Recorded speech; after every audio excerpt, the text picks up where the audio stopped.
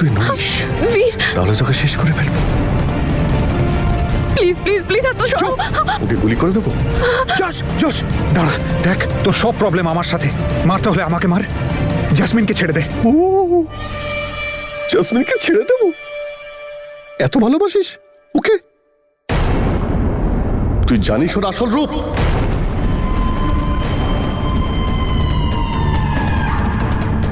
মানে তোকে না বীর না, তুমি কিন্তু ওর কথা একদম বিশ্বাস করবে না। এক নম্বরের শয়তান, চিটিং বাজ একটা। কে জানে ও কি বলে চলেছে, বাজে বকে যাচ্ছে তখন থেকে। হাতটা ছাড় আমার, ছাড়। এখন তোর এই জাসমিন আমাকে খারাপ বলছে? সত্যিটা এখন বীরের সামনে বলে দেব? আর তুই ভাবছিলি না যে আমি কি করে জানলাম তোর কাছে আমার বিরুদ্ধে প্রমাণ আছে? কে বলেছে আমাকে?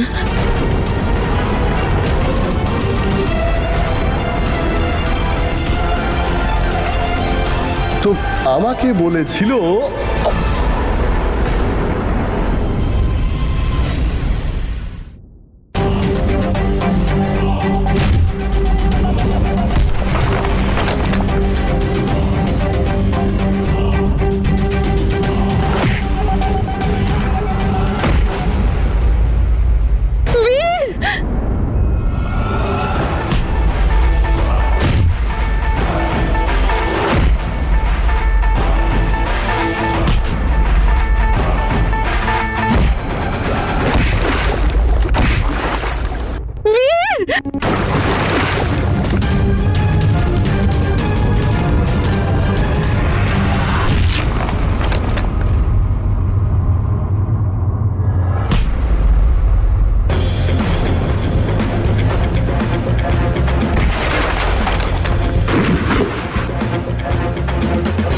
ওর বন্দুকটা কোথায় গেল?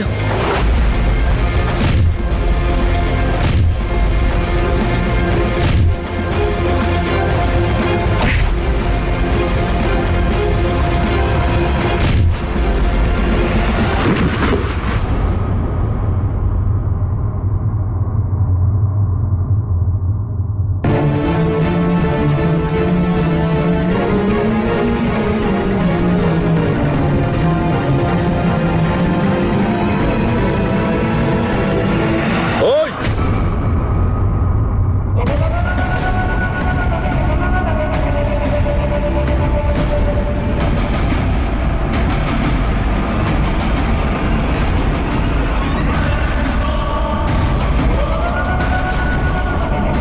এবার তুই কি করবি? তুই মরবি তোর এই প্রেমিকার সঙ্গে, মিস্টার বীর সিং।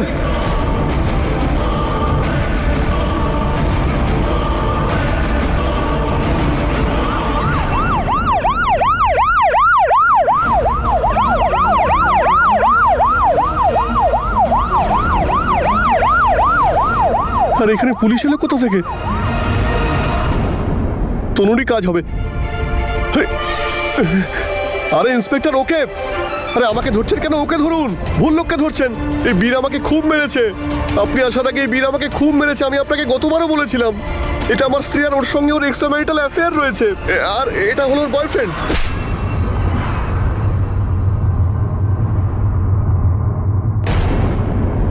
ওই আমি তোর বউ তো? হ্যাঁ, তাহলে ওকে।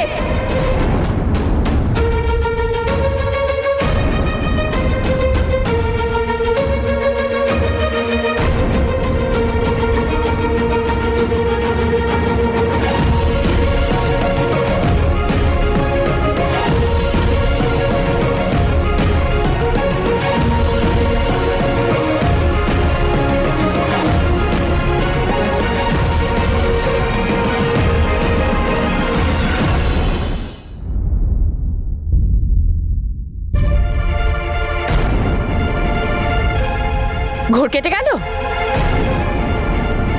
স্যার, ইনি যশের স্ত্রী, যাকে 7 বছর আগেও বিয়ে করেছিল, আর ওদের একটা বাচ্চাও আছে।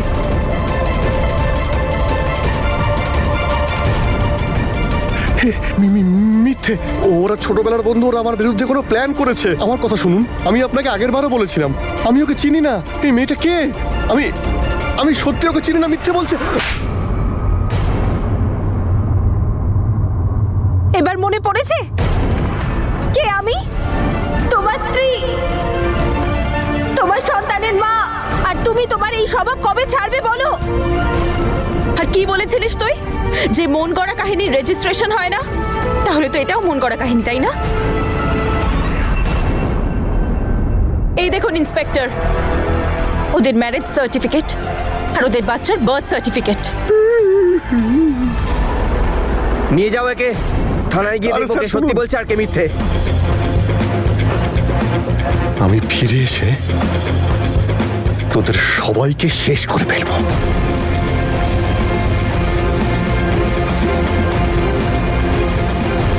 এখন তো খুব জোর বেঁচে গেলাম, কিন্তু এ খুব সাংঘাতিক। চুপ করে বসে থাকবে না। Thank you.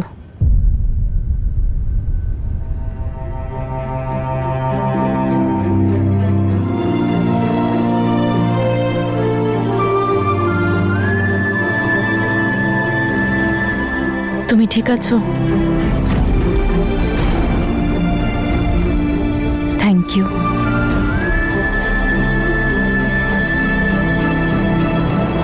বীর, তুমি ঠিক আছো তো?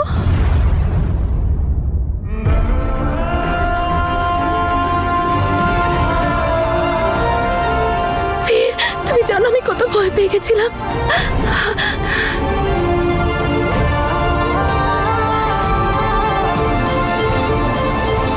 তনু, তুমি কোথায় যাচ্ছ? পুলিশ স্টেশন, বাবাকে ছাড়াতে হবে। চলো, আমিও যাচ্ছি। যাই আমরা বীর।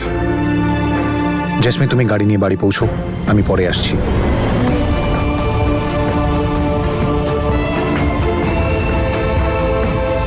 এই তনু নামের বিপদটা দেখছি আমার জীবন থেকে এত সহজে বিদায় নেবে না।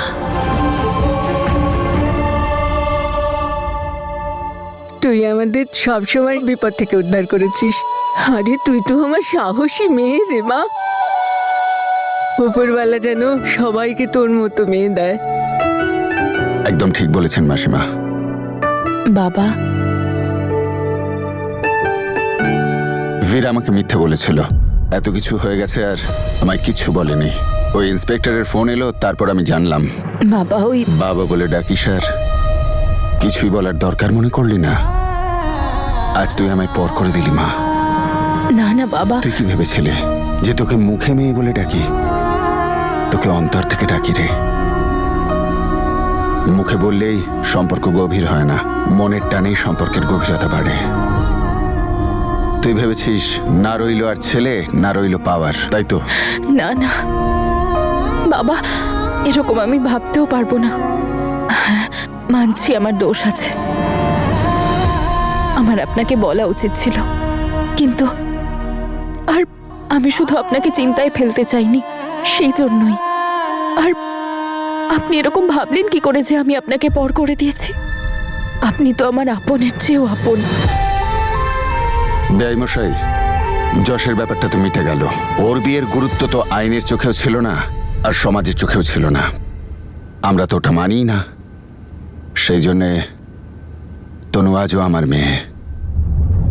আমি ওকে নিয়ে যেতে এসেছি।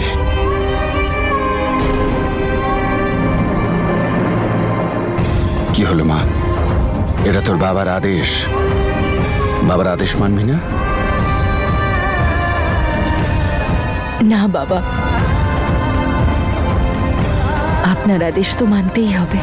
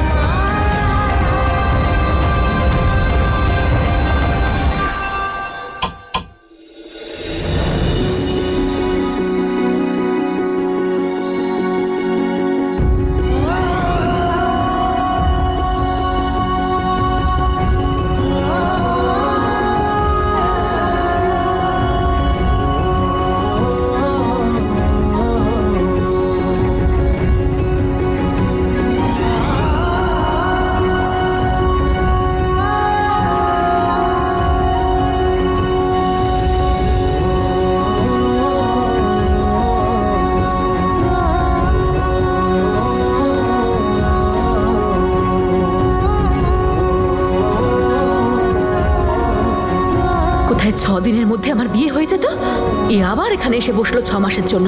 কবে বেরোবে এই মেয়েটা আমার জীবন থেকে? এটা আবার কি ধরনের ব্যালেন্স শিট? জানি না কিভাবে হ্যান্ডেল করতে হয়।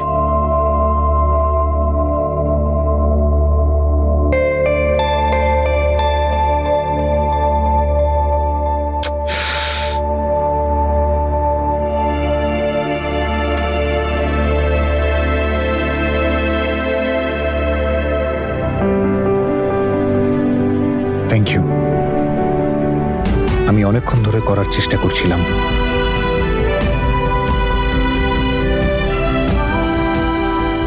তনু, আমি বুঝতে পারছি না যে আমি সরি বলবো না থ্যাংক ইউ।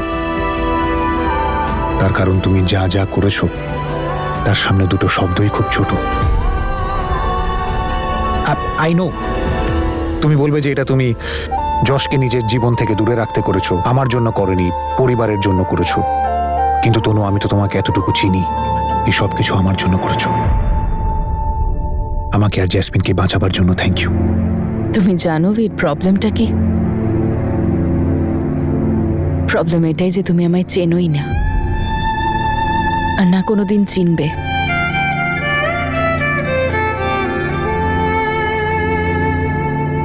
যা কিছু হয়েছে সেটা ভুলে গিয়ে এগোনো যাক।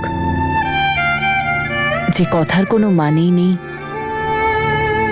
সেটা বারবার বলে কি লাভ? আর এমনিতেও জীবনে তো পিছন ফিরে তাকিয়ে থাকলে চলবে না, জীবনে এগিয়ে যেতে হবে। আর বাবা যা বলেছেন সেটা তো তুমি শুনেছই।